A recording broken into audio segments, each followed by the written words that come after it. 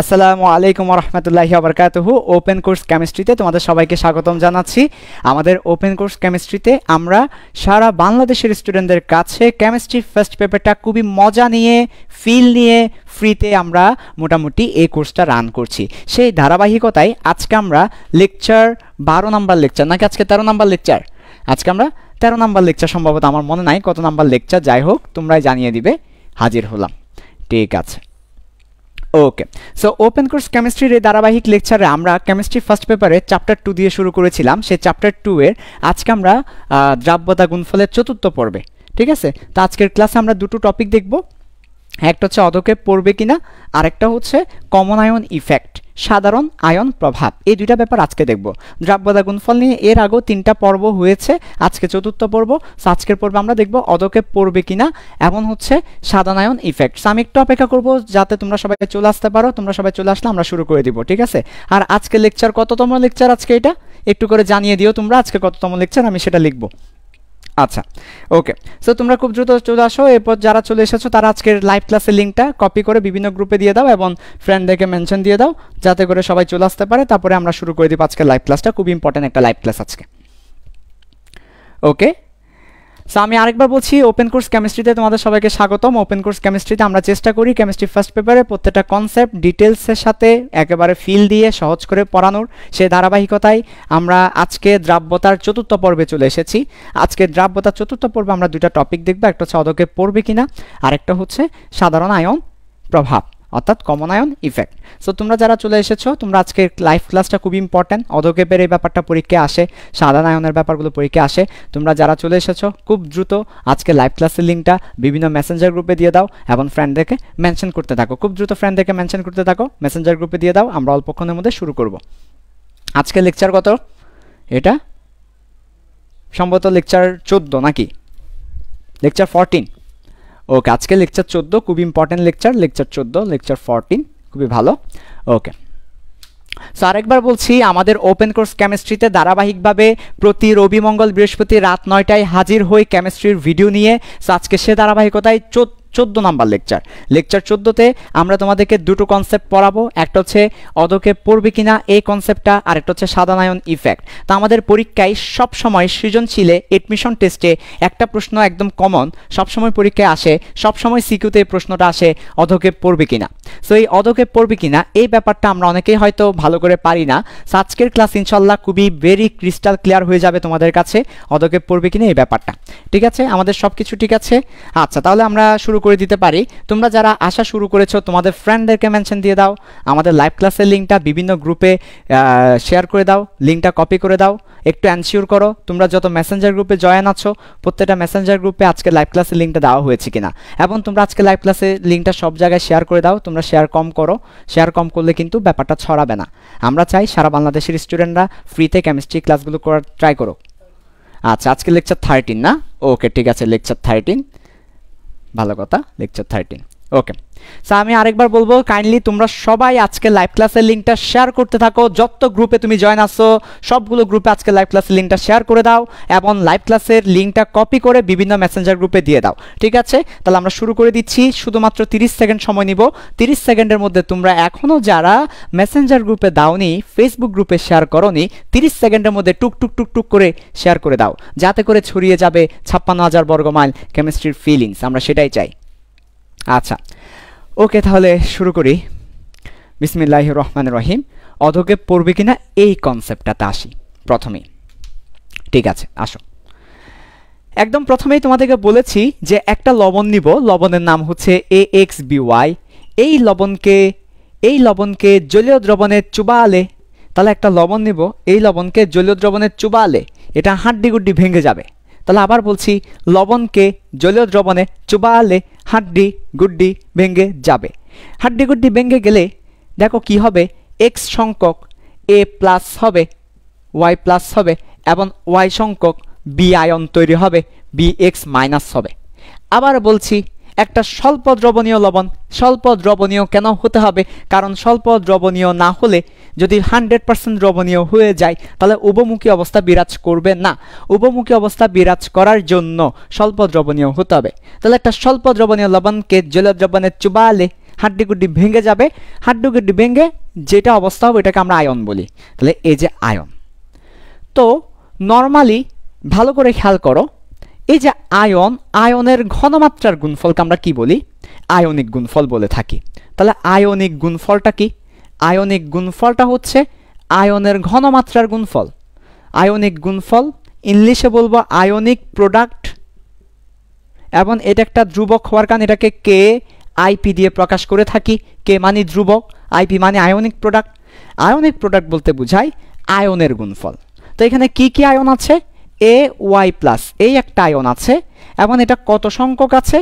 X সংখ্যক আছে। তাহলে একটা আয়ন এক্স সংখ্যক থাকলে আয়নের গুণফল, তার মানে এক্স সংখ্যক এই জিনিসটার গুণফল হবে এত into to the power x. আমরা জানি যে আমরা যদি এ কে 3 বার গুণ করি তাহলে এ কিউব হয়ে যায়। তাহলে এ কে যদি এক্স সংখ্যক বার গুণ করি এ টু দি পাওয়ার এক্স হয়ে যাবে। তার মানে যতবার গুণ করব তত পাওয়ারে চলে যাবে। তো এই আয়নটা কয়টা আছে? এক্স সংখ্যক, এক্স সংখ্যক গুণ করলে পাওয়ারে চলে যাবে। অনুরূপভাবে বি এক্স মাইনাস কয়টা আছে? ওয়াই সংখ্যক, পাওয়ারে চলে যাবে। এই যে আয়নের ঘনমাত্রার গুণফলকে আমরা বলি আয়নিক গুণফল। আয়নের ঘনমাত্রার গুণফলকে আমরা কি বলে থাকি? আয়নিক গুণফল বলে থাকি। আয়নের ঘনমাত্রার গুণফলকে আমরা আয়নিক গুণফল বলে থাকি। আচ্ছা, খুব ভালো কথা। তো একটা ব্যাপার তোমাদেরকে বুঝতে হবে, সেই ব্যাপারটা হচ্ছে খুবই ইম্পর্টেন্ট ব্যাপার। ঘনমাত্রা বলতে আসলে কি বোঝায়? অনেকবার তোমাদেরকে এটার ফিলিংস দিয়েছি, ঘনমাত্রার ফিলিংসটা। ঘনমাত্রা বলতে বোঝায় প্রতি লিটার দ্রবণে কত মোল দ্রব আছে বা কি পরিমাণ দ্রব আছে, কি পরিমাণ দ্রব আছে সেটাই হচ্ছে ঘনমাত্রা। তাহলে প্রতি লিটার দ্রবণে কত মোল করে দ্রব আছে সেটাই ঘনমাত্রা। খুব ভালো কথা। সো দেখো, আয়নিক গুণফল হচ্ছে আয়নের গুণফল। আবার আমরা গত ক্লাসে দ্রাব্যতা গুণফল পড়িয়েছিলাম। দ্রাব্যতা গুণফলও হচ্ছে আয়নিক গুণফলই, কিন্তু শর্ত হচ্ছে দ্রাব্যতা গুণফল একটা স্পেশাল গুণফল। এটা কখন হবে? সম্পৃক্ত অবস্থায় হবে, সম্পৃক্ত অবস্থায় হবে। তার মানে দেখো, আমরা তোমাদেরকে একটা সুন্দর ব্যাপার দেখাচ্ছি। তোমাদেরকে দেখো ভালো করে, খুব ইম্পর্টেন্ট একটা ব্যাপার এখন তোমাদেরকে দেখাচ্ছি।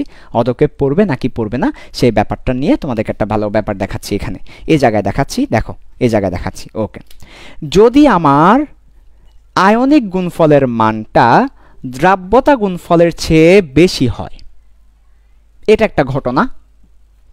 যদি আমার আয়নিক গুণফলের মানটা দ্রাব্যতা গুণফলের সমান হয়, এটা আরেকটা ঘটনা।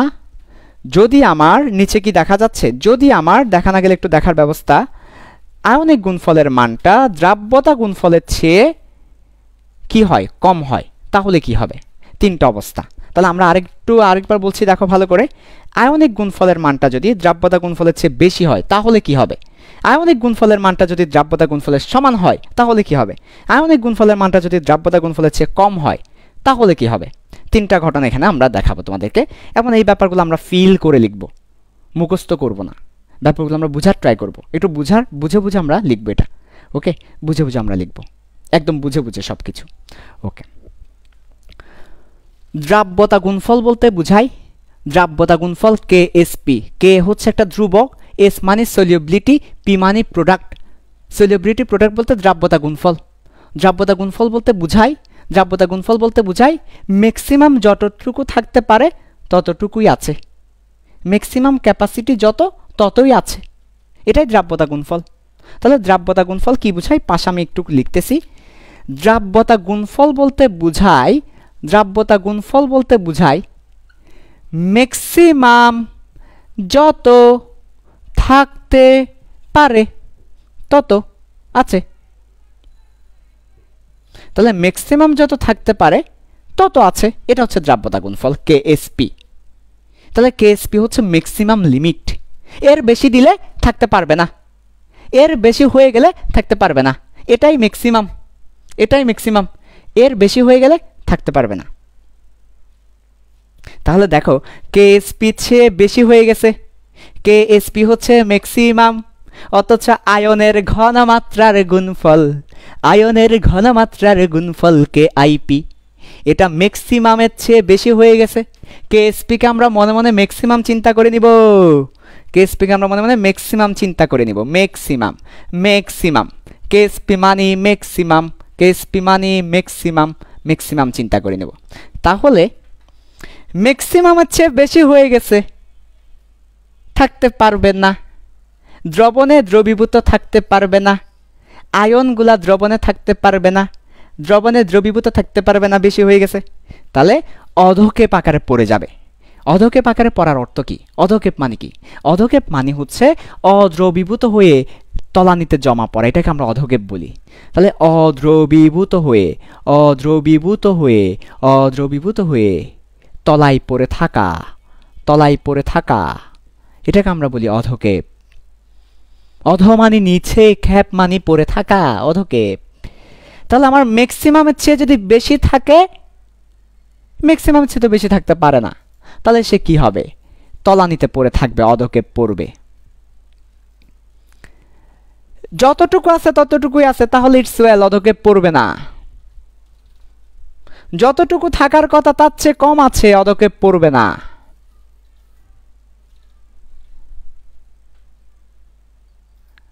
হ্যাঁ, তাহলে আমার ম্যাক্সিমাম যতটুকু থাকতে পারে তার চেয়ে বেশি আছে, অধক্ষেপ পড়বে। বাকিটা যতটুকু থাকতে পারে ততটুকুই আছে, অধক্ষেপ পড়বে না।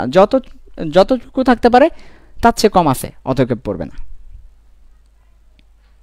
বুঝতে পেরেছ? সহজ, ব্যাপারটা সহজ। এখন এটার কোনটাকে কি অবস্থা বলে সেটা একটু আমরা জেনে নিই। কোনটাকে কি অবস্থা বলে সেটা একটু আমরা জেনে নিই। দেখো, কোনটাকে কি অবস্থা বলে সেটা একটু জেনে নিই। দেখো, যতটুকু থাকতে পারে ম্যাক্সিমাম তার চেয়ে বেশি আছে, তাহলে এটাকে আমরা বলি অতিপৃক্ত। এটাকে আমরা বলি অতিপৃক্ত। অতিপৃক্ত মানে যতটুকু আছে তার চেয়েও বেশি, অতিপৃক্ত দ্রবণ। যতটুকু থাকতে পারে ততটুকুই আছে, এটাকে আমরা বলি সম্পূর্ণ পৃক্ত। সম্পৃক্ত। যতটুকু থাকতে পারে তার চেয়ে কম আছে, এটাকে আমরা বলি অসম্পূর্ণ, এখনো সম্পূর্ণ হয় নাই, কম আছে, কম আছে, অসম্পূর্ণ। অসম্পূর্ণ থেকে আমরা বলি এটাকে কি? অসম্পৃক্ত। তাহলে অসম্পৃক্ত। তাহলে অসম্পৃক্ত, সম্পৃক্ত, অতিপৃক্ত। যতটুকু থাকতে পারে তার চেয়ে বেশি থাকলে অতিপৃক্ত, সমান থাকলে সম্পৃক্ত, কম থাকলে অসম্পৃক্ত। তো পরীক্ষায় প্রশ্ন করে এই রিলেশনের উপর ভিত্তি করে পরীক্ষায় প্রশ্ন করবে। তো এটা আমরা মুখস্থ করব না, না না না, মুখস্থ করা যাবে না, মুখস্থ করা যাবে না। বুঝে বুঝে কেএসপি মানে ম্যাক্সিমাম, ম্যাক্সিমামের চেয়ে বেশি থাকলে তাহলে অধক্ষেপ পড়বে, কারণ ম্যাক্সিমামের চেয়ে বেশি থাকতে পারে না। বেশি হলেই সে অদ্রবীভূত হয়ে তলায় পড়ে যাবে, অধক্ষেপ পড়বে। এখন সেটাকে আমরা অতিপৃক্ত বলি। অতিপৃক্ত মানে অতিরিক্ত হয়ে গেছে, অতিরিক্ত হয়ে গেছে, অতিরিক্ত, অতিপৃক্ত। যদি ম্যাক্সিমাম যা আছে ততটুকুই থাকে তাহলে অধক্ষেপ পড়বে না, কারণ অতটুকু সে ধারণ করতে পারে, তাহলে সেটা অধক্ষেপ পড়বে না, এবং সেটাকে সম্পৃক্ত বলি। ম্যাক্সিমাম যতটুকু আছে তার চেয়ে কম আছে, সে তো ধারণ করতে পারবে, আরও দিলে সে আরও নিবে, তাহলে অধক্ষেপ পড়বে না, এবং এটাকে অসম্পৃক্ত বলি। তাহলে আমাকে পরীক্ষায় প্রশ্ন করতে পারে অধক্ষেপ পড়বে কিনা, আমি অ্যান্সার করব। আমি কি করব জানো? পরীক্ষায় আমাকে দেওয়া থাকবে কেএসপি। কেএসপিটা আমাকে পরীক্ষায় গিভেন কেএসপিটা আমাকে পরীক্ষায় গিভেন দেওয়া থাকবে, আর আমাকে আয়নের ঘনমাত্রা দেওয়া থাকবে। তাহলে আমি কেআইপিটা বের করব, কেআইপি বের করে কেএসপির সাথে তুলনা করব, কেআইপি বের করে কেএসপির সাথে তুলনা করব। কেএসপি দেওয়া থাকবে, আয়নের ঘনমাত্রা দেওয়া থাকবে। তাহলে কেআইপি বের করে কেএসপির সাথে তুলনা করে অধক্ষেপ পড়বে কি পড়বে না সেটা বলে দিব। আবার কেএসপির সাথে তুলনা করে এই যে দেখো, কেএসপি আর কেআইপি তুলনা করে দ্রবণের প্রকৃতি বলে দিব। আমাকে প্রশ্ন করতে পারে এই দ্রবণটা কি সম্পৃক্ত নাকি অসম্পৃক্ত নাকি অতিপৃক্ত, whether the solution is saturated, unsaturated or supersaturated, প্রশ্ন করতে পারে সলিউশনটা কি। তখন আমরা কেএসপি এবং কেআইপি কম্পেয়ার করে অ্যান্সারটা বলে দিব। বুঝাতে পারছি? তাহলে চলুন না একটা ম্যাথ করি। চলুন একটা ম্যাথ করি, একদম সিম্পল কনসেপ্ট। চলো একটা ম্যাথ করবো আমরা এখন, একদম এই ম্যাথ পরীক্ষায় আসবেই, সিকিউতে আসবেই। এখন যে ম্যাথ করবো এটা যদি না আসে তাহলে আমাকে বলিও, 100% ইম্পর্টেন্ট যে এই ম্যাথ। এখন যে ম্যাথ করাবো 100% ইম্পর্টেন্ট একটা ম্যাথ, সো সবাই ভালো করে খেয়াল করো। ওকে, দেখো এই ম্যাথ পরীক্ষায় আসবে, আমি আবার বলছি এই ম্যাথ পরীক্ষায় আসবে। ওকে দেখো এখন, ঠিক আছে বোর্ড? ওকে, তাহলে কে ম্যাথ 1, কে ম্যাথ 1 দেখো অধক্ষেপ পড়বে কিনা সেই ব্যাপারে আমার টাইপস হচ্ছে কি, কোন টাইপসের আন্ডারে পড়বে কে ম্যাথ 1? টাইপ হচ্ছে অধক্ষেপ পড়বে কিনা, এই ধরনের প্রশ্নের আন্ডারে পড়বে, অধক্ষেপ পড়বে কিনা। একবারই করাবো অঙ্কটা, একেবারে মাথায় ঢুকে যাবে ইনশাল্লাহ, অতএব পড়বে কিনা। ঠিক আছে, দেখো কিভাবে করাচ্ছি, ভালো করে খেয়াল করো, তাহলে মাথায় ঢুকবে, না হলে মাথায় ঢুকবে না। ওকে, একটা বিকার নিলাম, একটা বিকার নিলাম। এই বিকারের মধ্যে কি কি আছে? এই বিকারের মধ্যে আছে 10 ml 0.25 মোলার ফেরিক ক্লোরাইড এই বিকারের মধ্যে আছে। আরও একটা বিকার নিলাম, বিকার নিলাম। এই বিকারের মধ্যে কি আছে ভালো করে বোঝো। এই বিকারের মধ্যে আছে 1 ml, তারপর এই বিকারের মধ্যে আছে 0.5 মোলার 1 ml অ্যামোনিয়াম হাইড্রোক্সাইড এই বিকারের মধ্যে আছে 1 ml। এমটা ছোট হাতে লিখতে হবে, এলটা বড় হাতে লিখতে হবে, এটা নিয়ম। এবার ঢেলে দিব, ঢেলে দিই, ঢেলে দেন, ঢেলে দেন ভাই, ঢেলে দেন, ঢেলে দেন, বড় পাত্রে ঢালেন ভাই, ছোট পাত্র থেকে এই যে ঢেলে দিব। তাহলে এখান থেকে দ্রবণটা এখানে ঢালবো, এখান থেকে দ্রবণটা এখানে ঢালবো, ঢেলে দিব। যদি ঢেলে দিই তাহলে এখন ভালো করে খেয়াল করো, ঢেলে দিলাম। ঢেলে দেওয়ার পরে এই পাত্রে যে নতুন দ্রবণটা হবে, নতুন দ্রবণ, একটা নতুন দ্রবণ তৈরি হবে, সেই নতুন দ্রবণের অধক্ষেপ পড়বে কিনা, নতুন দ্রবণটা অধক্ষেপ পড়বে কিনা, এই হচ্ছে প্রশ্ন। পড়বে কিনা, এই হচ্ছে প্রশ্ন, নতুন দ্রবণের অধক্ষেপ পড়বে কিনা। প্রশ্নে কি দেওয়া আছে? প্রশ্নে দেওয়া আছে একজন বিশেষ সদস্যের কেএসপি। আমি আগেই বলেছিলাম প্রশ্নের মধ্যে একটা জিনিস গিভেন থাকবেই, সেই গিভেন জিনিসটা হচ্ছে কেএসপি, এবং সেই কেএসপি যে বিশেষ মানুষের দেওয়া আছে সে হচ্ছে ফেরিক হাইড্রোক্সাইড। এই ফেরিক হাইড্রোক্সাইডের কেএসপিটা দেওয়া আছে। তাহলে কেএসপি অফ ফেরিক হাইড্রোক্সাইড দেওয়া আছে 3.74 × 10⁻38, তারপর একক। ওকে, আচ্ছা, তাহলে এই ব্যাপারটা গিভেন দেওয়া আছে, প্রশ্নের মধ্যে দেওয়া আছে কেএসপি অফ ফেরিক হাইড্রোক্সাইড 3.74 × 10⁻38 একক। এখন প্রশ্ন করেছে নতুন দ্রবণের অধক্ষেপ পড়বে কিনা। তাহলে আমার দেখো এই ধরনের অঙ্ক যদি পরীক্ষায় আসে, এই ধরনের অঙ্ক পরীক্ষায় আসবেই, একটা বিকারের দ্রবণের সাথে আরেকটা বিকারের দ্রবণকে মিক্স করে নতুন একটা দ্রবণ হবে, অধক্ষেপ পড়বে কিনা, এই ধরনের প্রশ্ন পরীক্ষা আসবে ইনশাল্লাহ, এবং আমরা কোপাই দিব ইনশাল্লাহ। সো দেখো এই ধরনের অঙ্ক যদি পরীক্ষা আসে, আমার কাজ কি হবে, দেখো স্টেপগুলো কি হবে। প্রথমে নতুন দ্রবণটা শনাক্ত করতে হবে, নতুন দ্রবণটা কি সেটা আমাকে জানতে হবে। তাহলে আমার স্টেপ ওয়ান, প্রথম যে স্টেপটা হবে সেটা হচ্ছে নতুন দ্রবণ জানা। নতুন দ্রবণটা কি সেটা জানা, নতুন দ্রবণটা জানা। 2 নাম্বার, নতুন দ্রবণ আমি যখন জানতে পারবো, নতুন দ্রবণটা আমি জানতে পারলাম, কার অধক্ষেপ পড়বে সেটা। 2 নাম্বার, নতুন দ্রবণের এবার কেআইপি বের করতে হবে, কারণ নতুন দ্রবণের কেআইপির সাথে কেএসপি তুলনা করব, তাহলে আমাকে কেআইপি বের করতে হবে। এখন কেআইপি কিভাবে বের করা যায়? কেআইপি মানে কি? আয়নের ঘনমাত্রা। কেআইপি মানে কি? কেআইপি মানে হচ্ছে আয়নের ঘনমাত্রা, আয়নের ঘনমাত্রা। এখন আমাকে আয়নের ঘনমাত্রাটা জানতে হবে, আয়নের ঘনমাত্রা বের করতে হবে। তাহলে আমার স্টেপ 2 হচ্ছে কেআইপি বের করা, আর কেআইপির জন্য আয়নের ঘনমাত্রা দরকার। তাহলে নতুন দ্রবণে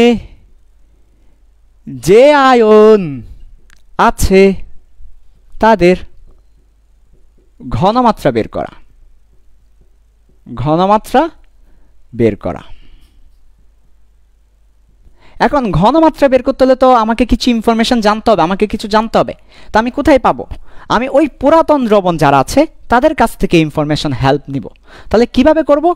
এখন বের করা, কিভাবে ঘনমাত্রা বের করব, কিভাবে? প্রশ্ন হচ্ছে কিভাবে আমি নতুন দ্রবণে যারা আছে তাদের ঘনমাত্রা বের করতে পারবো। এই যে নতুন দ্রবণে যারা আছে, নতুন দ্রবণে যারা আছে তাদের ঘনমাত্রা কিভাবে বের করতে পারবো? পুরাতন দ্রবণের ইনফরমেশনগুলোর হেল্প নিয়ে। তাহলে আসো কিভাবে করব সেটা দেখো। স্টেপ 3 হচ্ছে পুরাতন দ্রবণের ইনফরমেশনের হেল্প নিয়ে, তার মানে পুরাতন দ্রবণ থেকে ইনফরমেশন নিয়ে আমরা নতুন দ্রবণের ঘনমাত্রা বের করব। নতুন দ্রবণের ঘনমাত্রা বের করব।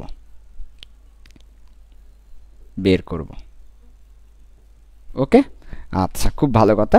পুরাতন দ্রবণের হেল্প নিয়ে নতুন দ্রবণের ঘনমাত্রা আমরা বের করব। আচ্ছা, ঠিক আছে, ওকে। তো এই তিনটে স্টেপের আলোকে এই প্রবলেমটা আমরা সলভ করব। এখন আমি এই প্রবলেমটা সলভ করতে গিয়ে তোমাকে অনেকগুলো বেসিক দেখাবো, যে মুখস্থ না করে অঙ্কটা বুঝে বুঝে কিভাবে করা যায় সেই ব্যাপারটা তোমাদেরকে দেখাবো।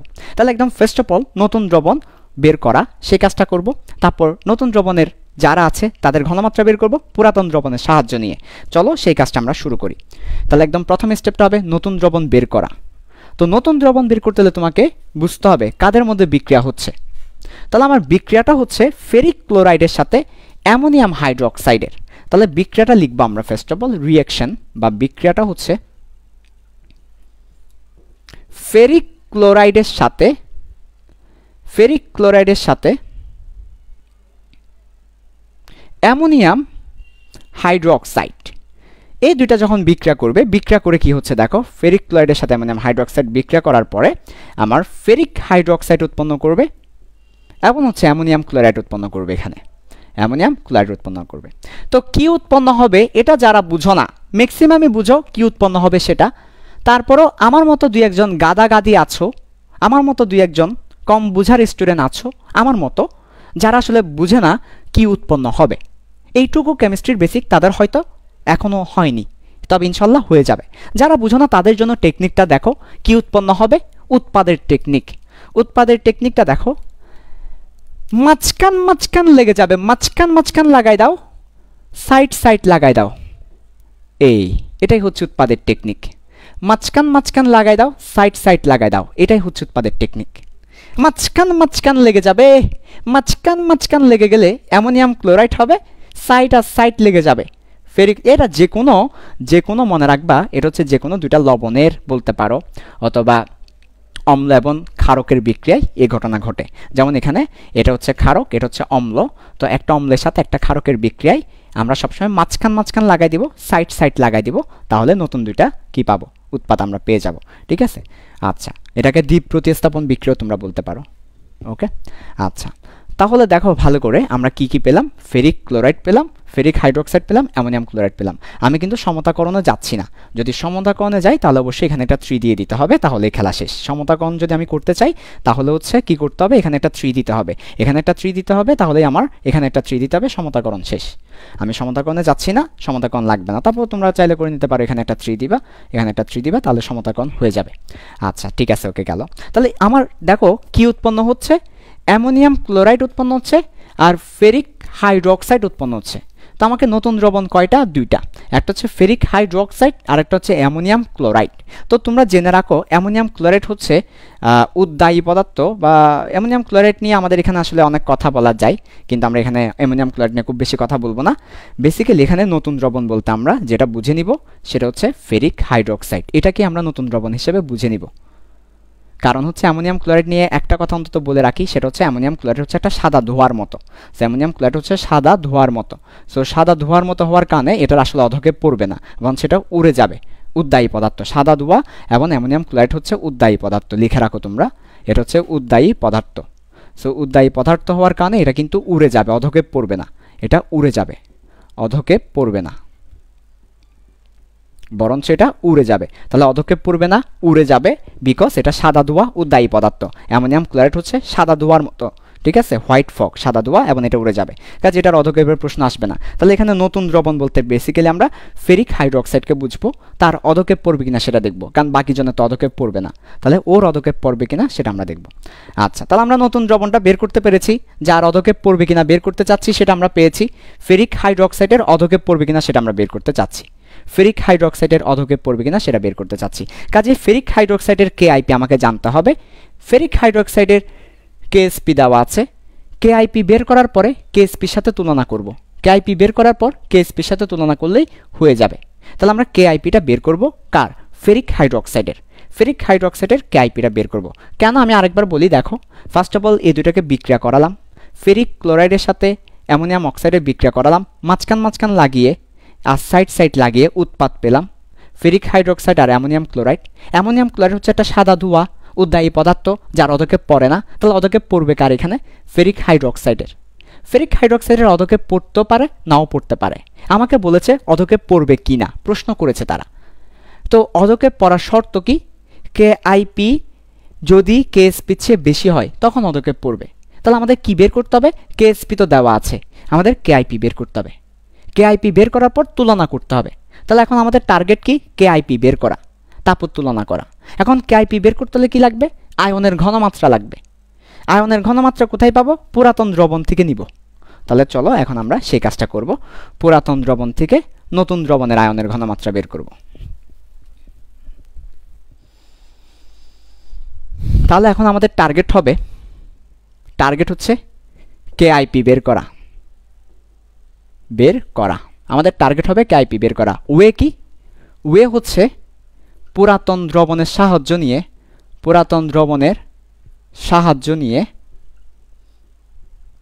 নতুন দ্রবণের ঘনমাত্রা বের করা। এটা হচ্ছে আমাদের ওয়ে। এভাবে আমরা KIPটা বের করতে পারবো। KIP বের করার ওয়ে বের করা। তাহলে আরেকবার বলছি, পুরাতন দ্রবণের সাহায্য নিয়ে নতুন দ্রবণের ঘনমাত্রা বের করাটাই হচ্ছে ওয়ে। আর টার্গেটটা কি? KIP বের করা। কেন? যাতে আমরা KSPর সাথে তুলনা করতে পারি। তাহলে এবার আসো কিভাবে করতে পারি দেখো। আমি কিন্তু প্রত্যেকটা লাইন বুঝাই দিচ্ছি তোমাদেরকে। অনেকে হয়তো এই ম্যাথ এমনি করছো মুখস্থ, কিন্তু এমনি বুঝে করছো, ঠিক আছে। তারপরে অনেকগুলো বেসিক কিন্তু এখানে গ্যাপ রয়ে গেছে। সো প্রত্যেকটা বেসিক তোমাকে ভালো করে দেখতে হবে। ওকে ভাইয়া, এবার চলে আসো, খুব ইম্পর্টেন্ট, দেখো ভালো করে। এখানে যে পরিমাণ ফেরিক ক্লোরাইড ছিল ওইটাই আমি এখানে ঢেলেছি। এখানে যে পরিমাণ অ্যামোনিয়াম হাইড্রোক্সাইড ছিল ওইটাই আমি এখানে ঢেলেছি, বাইরে থেকে এক্সট্রা যোগ করি নাই। তাহলে এখানে যা ছিল এখানেও তাই থাকবে। এখানে যত মোল ছিল এখানেও তত মোল থাকবে, কারণ আমি এখানে সবটুকু এখানে ঢেলেছি। এখানে সবটুকু এখানে ঢালার কারণে এখানে যত মোল থাকবে এখানেও সেম মোল থাকবে। মোল সংখ্যা কি হবে না? চেঞ্জ হবে না।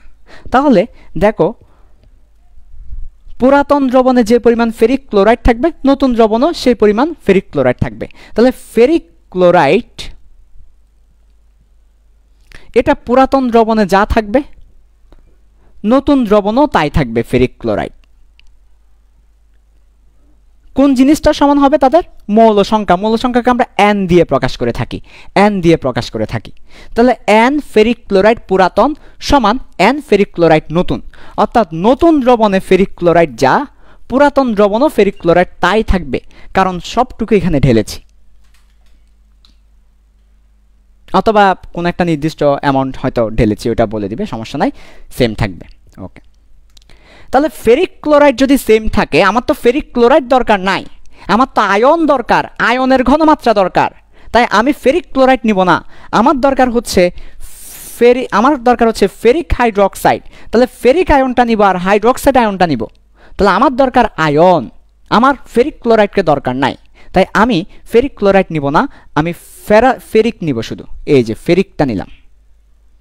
তাহলে Fe3+ কে আমরা ফেরিক থাকি, ফেরিককে নিলাম। Fe3+ কে আমরা ফেরিক বলে থাকি, ফেরিক আয়নটা নিলাম। তাহলে এখানে যে পরিমাণ ফেরিক আয়ন থাকবে এখানেও সেই পরিমাণ ফেরিক আয়ন থাকবে। কেন? বাইরে থেকে নতুন করে অ্যাড করি নাই, যা আছে তাই আছে, যা আছে তা আছে, যা আছে তা আছে। এখানে যা ছিল তাই ঢেলেছি, বাইরে থেকে অ্যাড করি নাই। তাহলে এখানে যা মৌল সংখ্যা ছিল এখানে সেটাই থাকবে, এখানে যা মৌল সংখ্যা ছিল এখানে সেটাই থাকবে। খুবই সিম্পল, মৌল সংখ্যা তো আর চেঞ্জ হবে না। ওকে, তাহলে মৌল সংখ্যা মানে কি? মৌল সংখ্যা মানে হচ্ছে ঘনমাত্রা এবং আয়তন। তার মানে মৌল সংখ্যা মানে হচ্ছে ঘনমাত্রা এবং আয়তন। তার মানে এই যে দেখো, ভি ফেরিক পুরাতনকে আমরা এখন তার ইয়া করতে পারবো না, তো আমরা একটা কাজ করবো, আমরা এখন লিখে দিব ফেরিক আয়নের জন্য, ফেরিক 3+ এর জন্য V1, আর ঘনমাত্রাকে আমরা নর্মালি S দিয়ে প্রকাশ করে থাকি, S1 সমান V2S2। 1 মানে পুরাতন, 2 মানে নতুন, 1 মানে পুরাতন, 2 মানে নতুন। তার মানে V1S1 সমান V2S2। এটা কোথায় থেকে পেয়েছেন? এই যে N1 সমান N2, এখান থেকে পেয়েছি। N1 মানে হচ্ছে পুরাতন মৌল সংখ্যা, N2 মানে হচ্ছে নতুন মৌল সংখ্যা। তাহলে N এর জায়গায় V1S1, N2 এর জায়গায় V2S2। ওকে, তাহলে দেখো এখানে যে মৌল সংখ্যা আছে এখানে সেটাই থাকবে।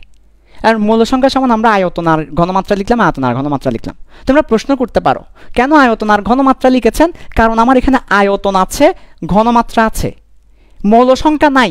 আমার লাগতেছে মৌল সংখ্যা কিন্তু সেটা নাই, আছে আয়তন আর ঘনমাত্রা। তাই আমি আয়তন লিখেছি, ঘনমাত্রা লিখেছি, আয়তন আছে ঘনমাত্রা আছে সেটা লিখেছি। তাহলে দেখো পুরাতন আয়তন কত ফেরিক আয়নের? 10 ml। তাহলে 10 লিখলাম, ml রাখলাম, ml থাক, ml আছে, এটা ml এই থাক। S1 কত? 0.25 মোলার, 0.25 মোলার লিখলাম। এবার আসো V2। V2 হচ্ছে নতুন, নতুন মানে হচ্ছে এই নতুন দ্রবণ। তো এই পুরো পাত্রের আয়তনটাই হবে আয়তন। আয়তন বলতে সে যেখানে থাকে ওই পুরো পাত্রের আয়তন। তাহলে আয়তন বলতে সে যেখানে থাকে, তাহলে সে এই পাত্রের মধ্যে আছে, তাহলে এই পাত্রের আয়তনটাই হবে তার আয়তন। ফলে তার ঘনমাত্রা কিছু কমে যাবে। মনে রাখবা একটা ছোট পাত্র থেকে একটা বড় পাত্রের মধ্যে ঢাললে ঘনমাত্রা কমে যায়। এটার একটা ফিলিংস দিই আমি তোমাকে। তুমি 1 গ্লাস শরবত বানাইছো, 1 গ্লাস শরবত বানানোর পরে ওই 1 গ্লাস শরবত যখন তুমি 1 বালতি পানিতে ঢেলে দিবা, তখন ওই শরবতটা কি হবে? ফাইনসা হয়ে যাবে। ফাইনসা, ফাইনসা মানে কি? ফাইনসা মানে ঘনমাত্রা কমে যাওয়া। আমরা বলি না ফাইনসা হয়ে গিয়ে, ফাইনসা মানে কি? ঘনমাত্রা কমে যাওয়া, ফানসা হয়ে যাবে। ঠিক আছে? আচ্ছা, তার মানে 1 গ্লাস শরবতকে যখন 1 বালতিতে ঢেলে দিব, তার মানে আয়তন বেড়ে গেলে তখন ঘনমাত্রা কমে যায়। আয়তন যখন বাড়াই দিব ঘনমাত্রাটা কমে যাবে। তো দেখো এখান থেকে যখন এখানে ঢাললাম, এখানে কিন্তু আয়তন বেড়ে গেছে। কেন? কারণ ওর কাছ থেকেও ঢাললাম, ওর কাছ থেকেও ঢাললাম, দুইজনের আয়তনই এখানে আছে। তাহলে আয়তন বেড়ে গেলে ঘনমাত্রাটা কমে যাবে। এখন প্রশ্ন করতে পারো আয়তন বাড়লে ঘনমাত্রা কমবে কেন?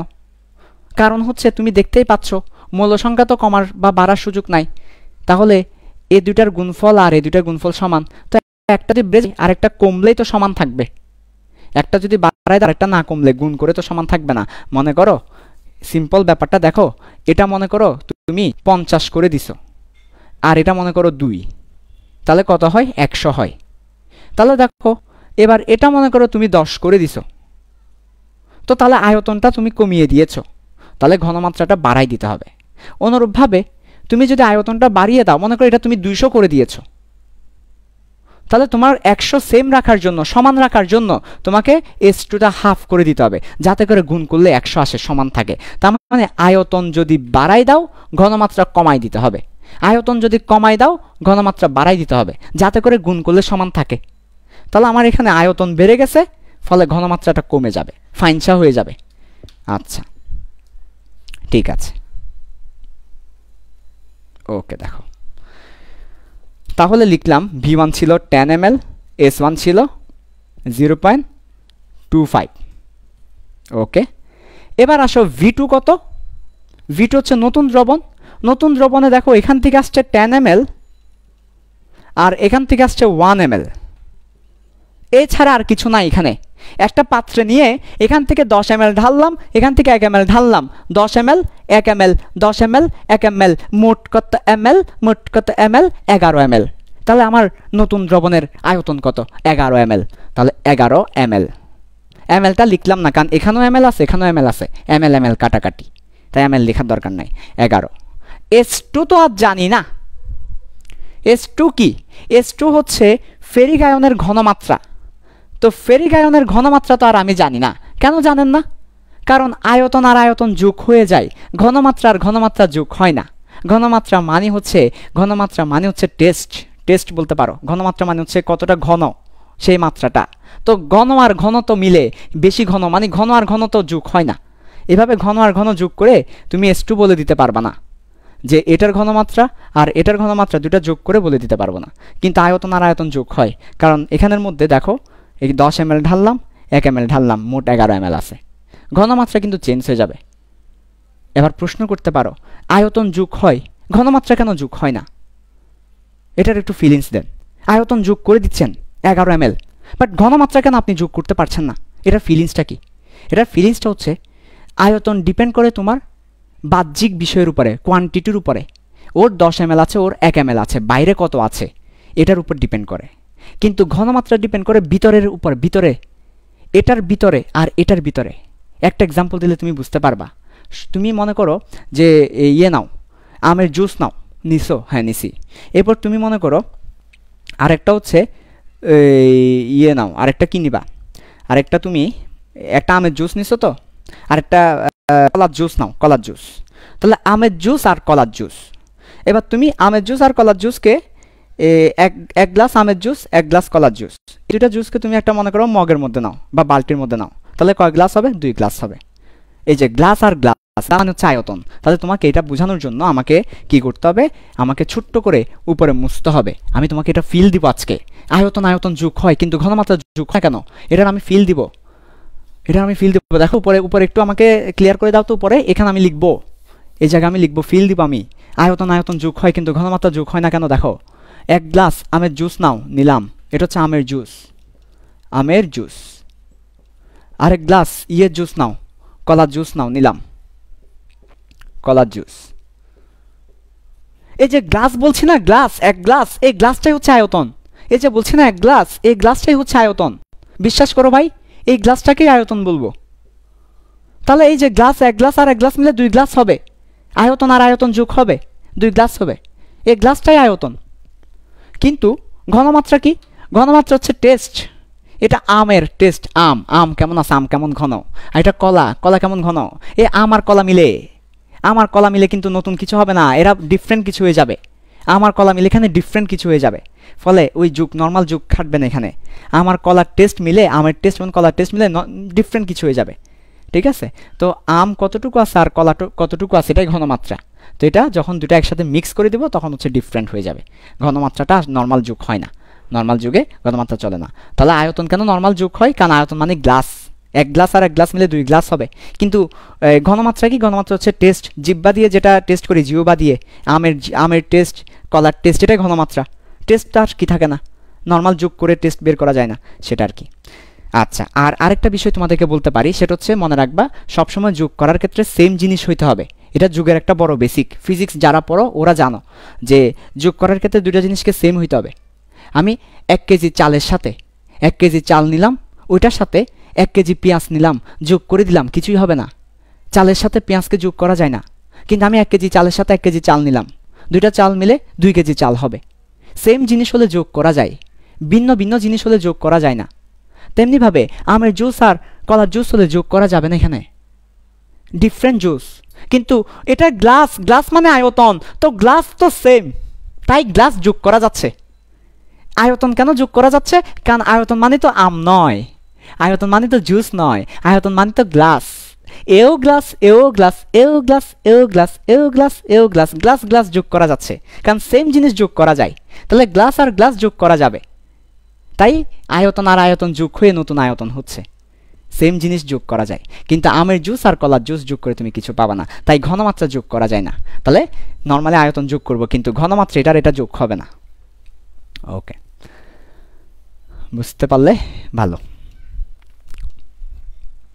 তাহলে আমার V2 11 হয়েছে, কিন্তু S2 কত? S2 আমরা এখান থেকে ক্যালকুলেট করে বের করব। S2 মানে কি? S2 মানে হচ্ছে ফেরিক আয়নের নতুন ঘনমাত্রা। তাহলে ফেরিক আয়নের নতুন ঘনমাত্রা S2 হবে কত? আমরা ক্যালকুলেট করে বের করব। ক্যালকুলেশন করলে কত আসে বলো তো? 0.227, 0.227 মোলার। এটা হবে ফেরিক আয়নের নতুন ঘনমাত্রা। তাহলে ফেরিক 3+ এর নতুন ঘনমাত্রা, নতুন ঘনমাত্রা কোন আয়নে? এই আয়নে। তাহলে এই যে নতুন একটা আয়ন, এই আয়নে ফেরিক কতটুকু আছে? এই আয়নে ফেরিক 3+ আছে 0.2, তারপর 2, তারপর 7 মোলার। নতুন আয়নে ফেরিক আছে এতটুকু। ওকে ভাইয়া, ফেরিক আয়নের ঘনমাত্রা বের করলাম। এবার হাইড্রো অক্সাইড, দেখছো হাইড্রো অক্সাইড, এই হাইড্রো অক্সাইড আয়নের ঘনমাত্রা বের করতে হবে, তারপর আমরা KIP বের করে তুলনা করতে পারবো। তাহলে সিমিলার ওয়েতে, সেম ভাবে হাইড্রো অক্সাইড আয়নের ঘনমাত্রা বের করবো আমরা। চলো, ইন দ্য সিমিলার ওয়ে, একদম হুবহু সিমিলার ওয়েতে হাইড্রো অক্সাইড আয়নের ঘনমাত্রাটা বের করব।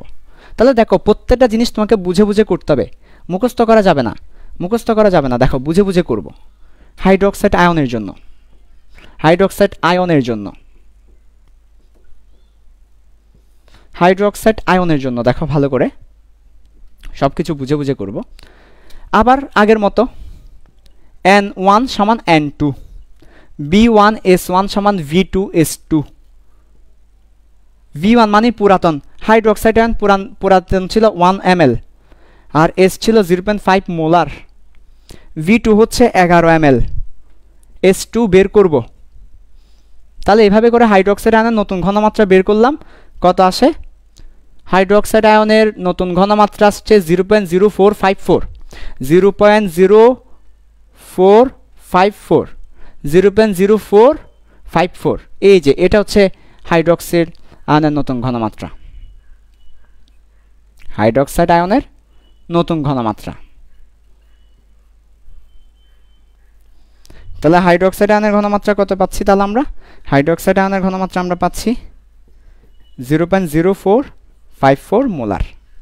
তাহলে এবার এই দুটাকে গুণ করে দিলেই কেআইপি পেয়ে যাব, আর কেআইপির সাথে কেএসপি তুলনা করব। যদি সমান হয় বা বেশি হয় বা কম হয় ওটার উপর ডিসিশন দিয়ে দিব। তাহলে আমাদের অঙ্ক প্রায় শেষের দিকে চলে আসছে, এবার হচ্ছে তুলনা করার পালা। তাহলে আমরা কি এই যে প্রথম পার্ট এবং দ্বিতীয় পার্ট বুঝতে পেরেছি? সবাই ফিল করতে পেরেছি কেন এভাবে করা হয়? মৌল সংখ্যার মৌল সংখ্যা সমান কেন হয়? কেন মৌল সংখ্যাকে V1S1 লেখা হয়? কেন আয়তন আয়তন যোগ হয়? কেন ঘনমাত্রা যোগ হয় না? বুঝতে পেরেছি? যদি বুঝতে না পারি আরেকবার শোনো।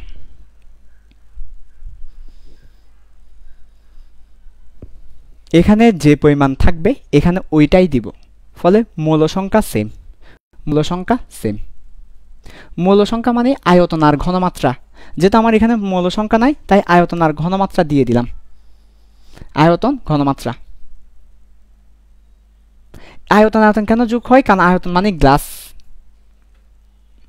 বিকার, স্পেস, জায়গা যোগ হয়। ঘনমাত্রা কেন যোগ হয় না? ঘনমাত্রা মানে টেস্ট, একটা ইয়েতে কতটুকু আছে সেটা কি হবে না? সেটা সেম হবে না, ফলে ঘনমাত্রা যোগ হয় না। ফলে নতুন ঘনমাত্রা আমাদেরকে বের করে নিতে হবে। নতুন ঘনমাত্রাটাই হচ্ছে এই নতুন দ্রবণের ঘনমাত্রা। এই ঘনমাত্রাটা বের করে নিলাম আয়নের জন্য, তারপর এবার গুণ করে কেআইপি বের করব। বুঝতে পারছো? তাহলে সব কিছু হচ্ছে বেসিকের উপরে ভাই। আমাদের টার্গেট হচ্ছে কেআইপি বের করা, তার জন্য আমরা অলরেডি আয়নের ঘনমাত্রা বের করে ফেলছি। দেখো কেআইপি, তাহলে কেআইপি সমান, এইখানে একটা ভালো কথা তোমাদেরকে বলে দিব, একটা ভালো কথা আমি তোমাদেরকে বলে দিচ্ছি, সবাই মনোযোগ দাও, সবাই সবাই ওকে। কেআইপি সমান ফেরিক 3+ হাইড্রক্সিল মাইনাস। তো আমি সবসময় বলবো তোমাদেরকে কেআইপি লেখার আগে সংকেতটা কোথাও লিখো, কেআইপি লেখার আগে সংকেতটা কোথাও লিখো। তার মানে কেআইপি লেখার আগে অবশ্যই তুমি একটা কাজ করে নিবা, সেটা হচ্ছে সংকেতটা তুমি কোথাও লিখে রাখবা। আমি এখানে সংকেতটা লিখলাম, ফেরিক হাইড্রো অক্সাইডের কেআইপি বের করছি। সংকেতটা পাশে লিখো, আর নাহলে ভুল হবেই। লিখলাম সংকেত পাশে। এবার দেখো ফেরিক কয়টা আছে? একটা, মাথার উপর তাহলে 1 দাও। এবার দেখো হাইড্রক্সিল কয়টা আছে? 3টা, তাহলে মাথার উপর 3 দাও। এখানে যত থাকবে মাথার উপর তত, যত থাকবে মাথার উপর তত। কেন? কারণ ততটা আয়ন গুণ করতেছি, যে ততটা আয়ন গুণ করলে মাথার উপর চলে যাবে, যে সেজন্য। তাহলে 1 মাথার উপর 1, 3 মাথার উপর 3। ফেরিক আয়নের ঘনমাত্রা হচ্ছে 0.227, আর হাইড্রক্সিল আয়নের ঘনমাত্রা 0.0454 হোল কিউব। গুণ করলে কেআইপি কত আসে? গুণ করলে কেআইপি আসতেছে 2.124 × 10⁻⁻5, 2.124 × 10⁻⁻5। এটা আসতেছে কেআইপি। এখন একক কি হবে? এম আর m⁴, তার মানে m⁴ হবে একক। এটা তো একক হবে, সমস্যা নেই। ওকে, তাহলে দেখো কেআইপি আসছে আমাদের 2.124 × 10⁻⁵। এবার কেএসপি হচ্ছে 3.7 × 10⁻38, 10⁻38। এবার তোমরাই বলো এটা বড় না এটা বড়? কোথায় 10⁻38? -38 মানে তো 0.00000000038টা জিরো দিয়ে তারপর এটা -38, 10⁻38 মানে সব জিরো, আর এখানে 10⁻⁵ মানে অল্প কয়েকটা জিরো। তার মানে এটা বেশি ছোট, এটা বড়। তার মানে কেআইপিটা বড়, এটা 10⁻⁵ অনেক বড়, আর এটা 10⁻⁻18 এটা অনেক ছোট। তাহলে কেআইপি অনেক বড় কেএসপি এর চেয়ে। তাহলে ম্যাক্সিমামের চেয়ে বড় হলে কি হবে? অধক্ষেপ পড়বে। তাহলে উত্তর হচ্ছে অধক্ষেপ পড়বে। ম্যাক্সিমামের চেয়ে বেশি হলে কি পড়বে? অধক্ষেপ পড়বে। তাহলে উত্তর হচ্ছে অধক্ষেপ পড়বে। তাহলে উত্তর হচ্ছে কি অধক্ষেপ পড়বে। এইভাবেই করে অঙ্কটা করতে হবে।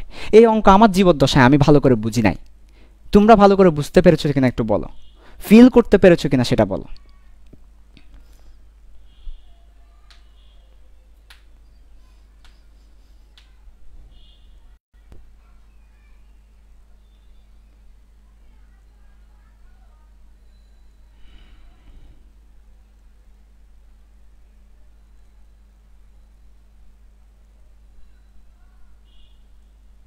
ওকে, ঠিক আছে। তাহলে আমাদের অধক্ষেপ সংক্রান্ত যে ম্যাথগুলো আসবে তোমরা আজকে বাসায় ট্রাই করবে নিজেরা, পারো কি না। যদি পারো তাহলে বুঝতে হবে যে আমি আসলে কিছু শিখতে পেরেছি, আর যদি না পারো তাহলে আবার ভিডিওটা দেখবে, ট্রাই করবে, হাল ছেড়ে দিবে না কখনো, ঠিক আছে? হাল ছেড়ে দিবে না। বহু শক্তিমান হাল ছেড়ে দেয়, হার মানে বহু দ্রুতগামী, জীবন যুদ্ধে জিতবে সেই ভাববে যে জিতবো আমি, ঠিক আছে? সবসময় ভাবতে হবে জিতবো আমি। জীবন যুদ্ধে হাল ছেড়ে দেওয়া যাবে না, হার মানা যাবে না, ভাবতে হবে যে আমি জিতবো, আজকে না হয় সোনার ও লেটার আমি জিতবো ইনশাল্লাহ। সো দেখো আমরা আরেকবার তোমাদেরকে রিভিউ দিয়ে দিচ্ছি, সামারি দিয়ে দিচ্ছি, খুব important, summary is very important. Summary দিয়ে দিচ্ছি পুরোটা। আমাদের স্টেপ 1 হবে কি? স্টেপ 1 হবে নতুন দ্রবণ বের করা, নতুন দ্রবণ বের করব। স্টেপ 2 হচ্ছে কি? স্টেপ 2 হচ্ছে কেআইপি বের করা, আর সে কেআইপি বের করার জন্য কি করব? পুরাতন দ্রবণের সাহায্যে নতুন দ্রবণের আয়তন বের করব, পুরাতনের সাহায্যে নতুনের ঘনমাত্রা বের করব। কোন সূত্র দিয়ে বের করব? এই যে সূত্র দিয়ে, B1S1 সমান V2S2 দিয়ে S2 বের করব এখান থেকে, এই যে। এরপরে কি করব? এরপরে কেআইপি বের করব, আয়নের ঘনমাত্রার গুণ করে। এরপরে কেআইপির সাথে কেএসপি তুলনা করব, তাহলেই অধক্ষেপ পড়বে কিনা বলতে পারবো। নতুন দ্রবণ বের করব, নতুন দ্রবণ কোনটা হবে, কার অধক্ষেপ পড়বে কিনা জিজ্ঞেস করছে, সেটা যদি দেওয়া থাকে সেটা বের করার দরকার নাই।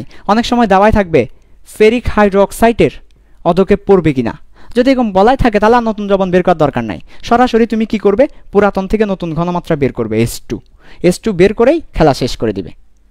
পারা যাবে? অধক্ষেপ সংক্রান্ত অঙ্কগুলো পারা যাবে?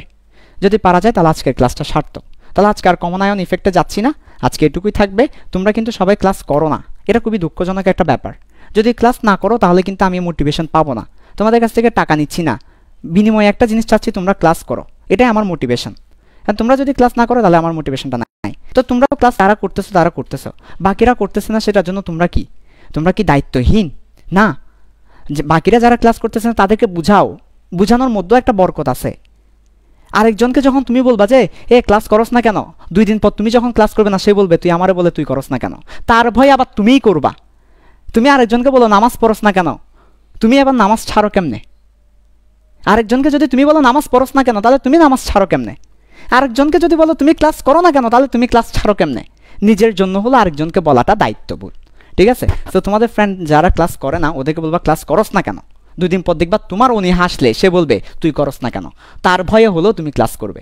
আসলে ফায়দাগুলো বুঝতে হয়, মানে এভাবে চিন্তা করলে হয় না, একটু করে 360-তে চিন্তা করতে হয়।